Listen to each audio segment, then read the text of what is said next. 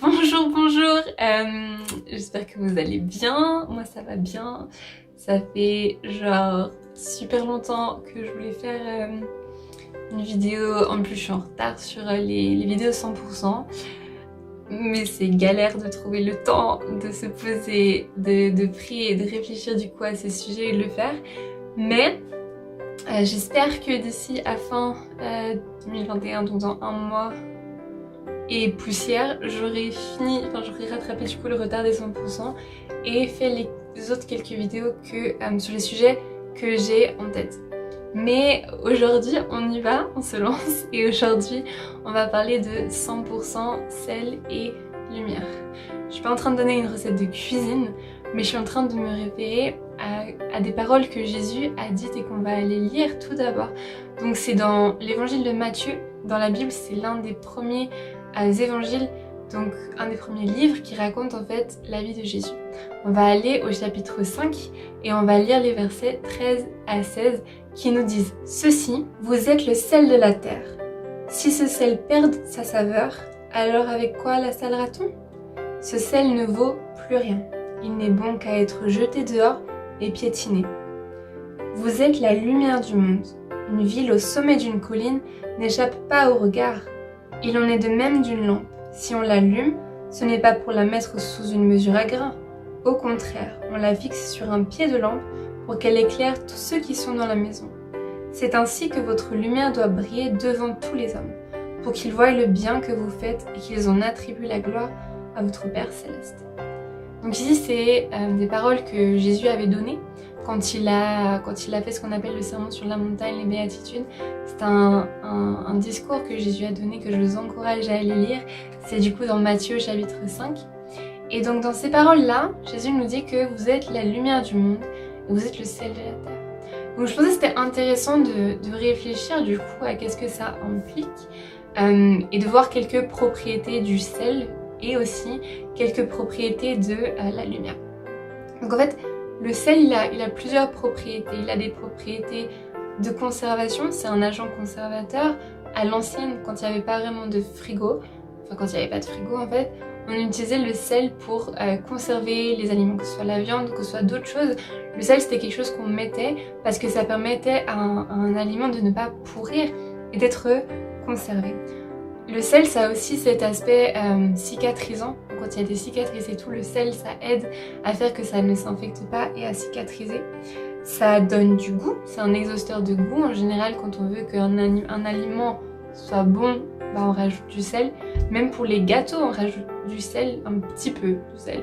Mais bah, ça aide en fait à relever le goût et à permettre aux autres choses qu'on puisse vraiment sentir en fait leur goût. Et puis, ça permet de purifier. Donc ça, c'est quelques propriétés que le sel, il a en fait. Et la lumière aussi, elle a des propriétés. Donc en tant qu'humain, elle nous aide à synthétiser la vitamine D. La vitamine D qui est importante pour les os, qui est importante pour l'immunité. La lumière, elle favorise l'apprentissage apparemment. Elle nous aide à trouver notre chemin. C'est beaucoup plus facile de trouver son chemin quand il fait jour que quand il fait nuit, quand on n'a aucune lumière. Elle nous aide à savoir là où on est, elle nous aide à voir les choses vraiment telles qu'elles sont autour de nous. Et elles permettent de voir clair, justement. Et elle aide aussi à créer la cortisol, qui est quelque chose qui est lié au stress positif qu'on peut avoir, qui peut donner un petit peu le mood de la journée. Donc tout cela, pour la plupart, c'est des informations que j'ai trouvées sur différents sites internet. Donc ça vaut ce que ça vaut, mais il me semble que c'est plutôt juste. Donc voilà pour quelques propriétés du coup du sel et de la lumière. Et donc Jésus, quand il nous dit « vous êtes le sel de la terre », il nous dit « mais si ce sel perd de sa saveur, avec quoi le salera-t-on »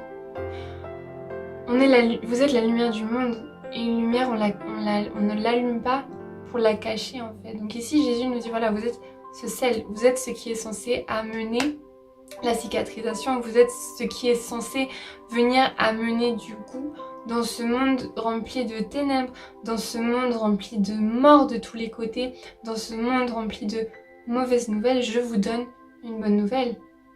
Jésus-Christ est la bonne nouvelle, Jésus-Christ est la bonne nouvelle. Et c'est cette nouvelle-là qu'on peut amener au monde, qu'on peut venir et ça spice things up, ça change en fait le cours des choses.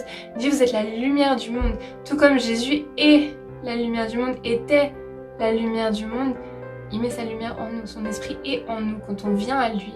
Et alors on peut être cette lumière du monde. Et alors on peut venir apporter la lumière là où il y a les ténèbres, là où il y a les ténèbres de la maladie, là où il y a les ténèbres de la dépression, là où il y a les ténèbres de l'angoisse, de l'anxiété, de toutes ces choses. La lumière de Dieu vient et quand la lumière de Dieu elle vient, les ténèbres s'en vont. Et j'aimerais qu'on aille lire du coup cette parole par rapport à Jésus dans Jean 1. Donc Jean c'est le 4e évangile qui est un petit peu différent des autres. Il raconte aussi la vie de Jésus mais sous un angle un petit peu différent en fait. On va aller au chapitre 1 et on va lire les versets 3 à 5 qui nous disent ceci: Dieu a tout créé par lui. Rien de ce qui a été créé n'a été créé sans lui. En lui résidait la vie et cette vie était la lumière des hommes. La lumière brille dans les ténèbres et les ténèbres ne l'ont pas étouffée. Donc dans la plupart des autres traductions, c'est « et les ténèbres ne l'ont point reçu ». Le « lui » et le « il » auquel on se réfère dans ces paroles, c'est Jésus. Donc Dieu nous dit que tout a été créé par lui. Et en Jésus réside la lumière. Cette lumière venue dans le monde, en Jésus-Christ, mais que le monde, les hommes, n'ont pas reconnu en fait. Ils n'ont pas reconnu que Jésus c'était le Messie tant attendu, que Jésus était celui qui venait pour sauver l'humanité tout entière en fait. Et quand on peut reconnaître ça, quand Dieu nous montre cela, quand on a cette révélation-là, qu'on vient à Dieu, qu'on dépose les armes devant lui, qu'on lui demande de nous pardonner le péché, quand on renonce à notre ancienne vie, qu'on demande à Jésus-Christ de venir en nous, et bien le Saint, il envoie son esprit en nous. Et nous devenons la lumière du monde aussi, de même que lui l'était. Nous devenons des petites lumières qui brillent partout dans le monde. Pas pour nous glorifier, pas parce que c'est fun, pas parce que c'est cool, mais parce que le monde a besoin, le monde attend, il a besoin de voir cette lumière. Et on va aller lire du coup ces paroles dans le livre de Romains, qui le dit en fait. Donc c'est Romains chapitre 8, verset 19, qui nous dit ceci: en effet, la création attend avec un ardent désir la révélation des fils de Dieu. La création attend avec un ardent désir la révélation des fils de Dieu. Le monde a besoin de ce sel qui va purifier. Le monde a besoin de ce sel qui peut cicatriser, qui peut redonner de la saveur, qui peut redonner du goût en fait. Et c'est ce que Dieu a fait de nous. Il nous a rendu sel, il nous a rendu lumière. Lumière pour montrer le chemin, lumière pour montrer les choses telles qu'elles sont, pour aider les gens à sortir des mensonges dans lesquels on se trouve. Il y a des mensonges partout, de plus en plus, sur énormément de sujets. Je suis pas juste en train de parler de politique ou de situations sociales, mais des mensonges par rapport à énormément de choses. Il y a tellement de théories, il y a tellement de doctrines, il y a tellement de trucs bizarres qui sont dits que les gens avalent parce qu'on est dans les ténèbres. Et quand on est dans les ténèbres, on peut prendre n'importe quelle direction et ça va nous sembler être la bonne. Quand vous êtes, je sais pas, le soir dehors, qu'il y a zéro lumière, que vous devez rentrer chez vous, que c'est un endroit que vous connaissez pas trop, bah vous saurez pas par où passer et du coup vous serez dans une angoisse peut-être parce que vous savez pas par où c'est qu'il faut passer. Ou alors vous serez genre sûr de vous et vous prendrez un chemin qui peut-être ne sera pas le bon. Nous sommes la lumière, Dieu a fait de nous sa lumière, il nous donne sa parole qui est aussi une lumière, qui est une lampe. Dans les psaumes, il est écrit: ta parole est une lampe à mes pieds, une lumière sur mon sentier. La parole de Dieu, les amis, c'est pas un livre en fait, c'est quelque chose qui nous montre le chemin, qui montre le chemin à ce monde qui en a désespérément besoin. Et Dieu a fait de nous des lumières qui peuvent aussi éclairer autour de nous, qui peut éclairer les mondes qui nous entourent, qui peut éclairer les personnes qui nous entourent, pas parce que nous sommes nous-mêmes la source de la lumière, mais parce que Dieu est la source de la lumière, que nous sommes alors en communion avec lui et que nous reflétons qui il est en fait. Nous reflétons sa lumière, nous reflétons sa nature en fait. Nous amenons le sel, c'est-à-dire que nous sortons, nous sommes le sel, c'est-à-dire que nous sortons du goût monotone et fade des choses qui se passent autour de nous. Nous amenons une saveur qui est différente, une saveur qui vient d'eau, une saveur qui est divine. Alors oui, peut-être que ça pique, oui, peut-être que c'est inattendu, oui, peut-être que c'est un goût bizarre au début parce qu'on ne connaît pas, parce qu'on ne s'y attend pas, mais c'est ce dont on a besoin en fait. C'est quelque chose qu'on a besoin. Le sel est important, la lumière est importante. Jésus, quand il a dit vous êtes le sel du monde et la lumière du monde, c'était pas au bol parce que ça lui est passé par la tête, c'est parce que ça voulait vraiment dire quelque chose. Ça voulait vraiment dire quelque chose. Et c'est ce que Dieu fait de nous en fait, pas par nos propres mérites, pas parce que j'en sais rien, on a gagné un concours ou quoi, mais par grâce, déjà de 1, parce que Dieu l'a voulu. Parce qu'il nous appelle, il nous donne le droit de devenir ses enfants. Il dit qu'ils sont nés non de la volonté humaine, mais qui sont nés par l'esprit. Dieu nous fait devenir ses enfants, il nous adopte en fait, pour qu'on soit ses enfants, quand on vient véritablement à lui. Et alors on ne vit plus pour nous-mêmes, et alors on ne vit plus pour se satisfaire nous-mêmes, mais on vit pour lui. Et j'aimerais encore qu'on aille lire cette dernière parole. C'est une lettre qui a été écrite par l'apôtre Pierre. Donc Pierre, c'était quelqu'un qui a passé les 3 ans du ministère de la vie de Jésus avec Jésus et que Dieu a utilisé vraiment par la suite pour plusieurs choses. Donc on va aller lire dans 1 Pierre, le chapitre 2, le verset 9 qui nous dit ceci.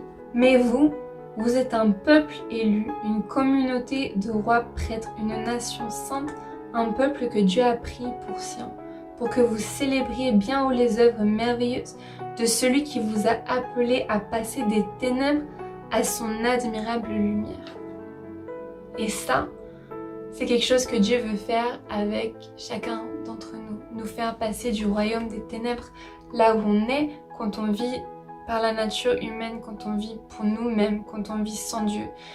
Et quand Dieu vient nous prendre, quand on se laisse, quand on se soumet à lui, il nous prend du royaume de ténèbres et il nous fait passer dans le royaume, dans son royaume à lui, le royaume de lumière en fait. Et c'est là que Dieu nous appelle, c'est là que Dieu nous attend. Donc si Dieu t'a amené du royaume des ténèbres à son admirable lumière, mon ami, passe le message plus loin. Passe le message plus loin. Sois la lumière pour quelqu'un autour de toi, sois le sel pour quelqu'un autour de toi, sachant que c'est pas toi qui le fais, mais que c'est Dieu qui le fait au travers de toi. Donc c'était un peu ça que je voulais partager avec vous. Et si tu n'as jamais rencontré Jésus, pour toi c'est un peu du chinois ce que je viens de raconter, parle avec Jésus. Et c'est pas compliqué, juste parle-lui. Quand t'as fini cette vidéo, éteins ton ordi, ou je sais pas avec quoi tu regardes cette vidéo, éteins ça et parle avec Jésus. Dis-lui ce que tu veux lui dire, dis-lui que peut-être tu connais pas, tu sais pas qui c'est, mais que ça t'intéresserait d'en savoir plus, que ça t'intéresserait de le connaître, que tu aimerais le connaître. Dis-le lui et je prie que Dieu te réponde. En tout cas, c'était ça que je voulais partager avec toi aujourd'hui. J'espère que ça aura pu parler à quelqu'un. N'hésitez pas à me faire des retours, vous pouvez me parler que ce soit sur Instagram, YouTube. Laissez-moi un commentaire, venez me parler en privé si vous voulez. Mon adresse mail du coup s'affiche quelque part, ainsi que mon Instagram. N'hésitez pas à venir me parler, n'hésitez pas si vous avez des questions, si vous avez des témoignages, si vous voulez parler d'un truc en particulier. N'hésitez pas vraiment. J'essaierai du coup bientôt je posterai d'autres vidéos. Priez pour que je puisse trouver du temps. Priez vraiment pour ça si vous voulez. Priez pour moi, priez pour ma gestion du temps. C'est une galère. Mais par la grâce de Dieu, ça va le faire. En tout cas, voilà. Je vous souhaite une super bonne journée. Que Dieu vous bénisse. Et à bientôt. Ciao!